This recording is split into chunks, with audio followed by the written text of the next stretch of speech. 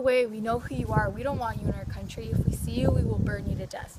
Better to die than live in a broke world. No study has shown you can be homosexual by nature.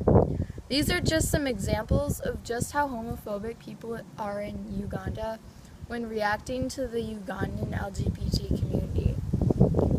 Members of the LGBT community face daily harassment and beatings from members of their community. The law favors people that are straight and therefore protects people who commit these acts. Uganda's Anti-Homosexuality Act of 2009 outlaws same-sex activities. There is the possibility of the death penalty or life imprisonment for consensual same-sex activities. This is an extreme punishment for a minor activity that doesn't even affect other people besides the people engaged in it. Article 3 of the Universal Declaration of Human Rights states that everyone has the right to life, liberty, and security of person. This law, the Anti-Homosexuality Act, violates the rights in Article 3. The problem I'm talking about is important because it affects a huge number of people living in Uganda. If the issue were solved, the LGBT community in Uganda would be safer and have the right to freedom that they deserve. They wouldn't have to hide who they are, and they won't have to be constantly scared and vulnerable.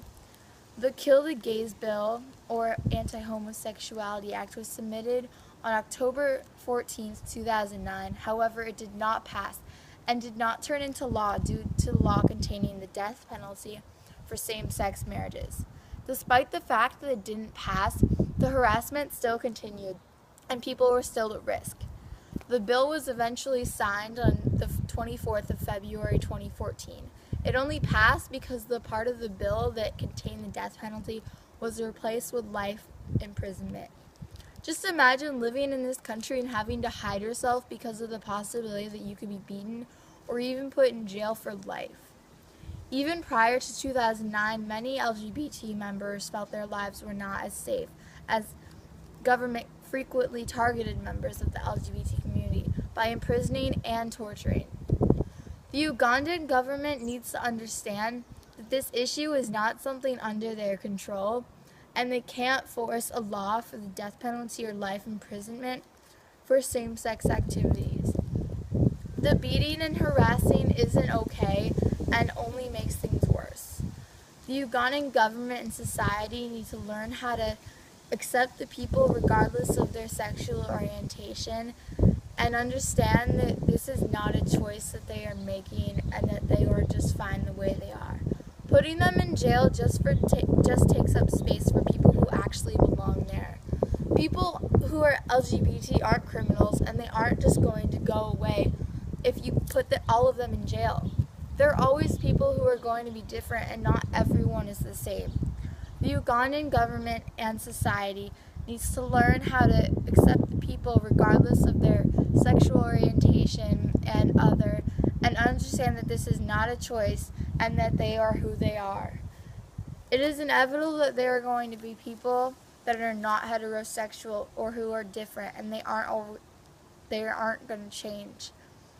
The Ugandans are only exposed to one-sided information, and therefore, since they don't have the other facts that would contradict this evidence, they have the mindset that homosexuals and members of the LGBT community are wrong.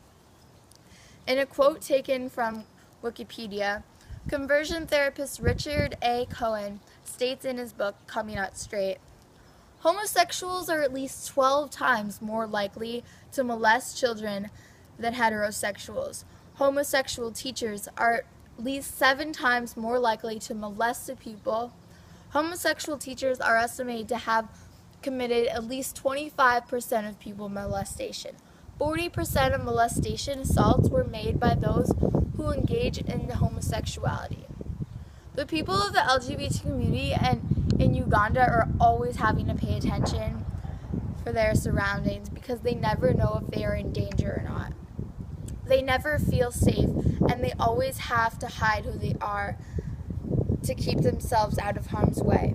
The people of Uganda need to expose themselves to things out of their comfort zone, especially by exposing themselves to the LGBT community. My recommendation will help the current dilemma because it will give the people of Uganda a new perspective, a better perspective on the LGBT community, as well as give new perspectives on many other things that could help them in the long run.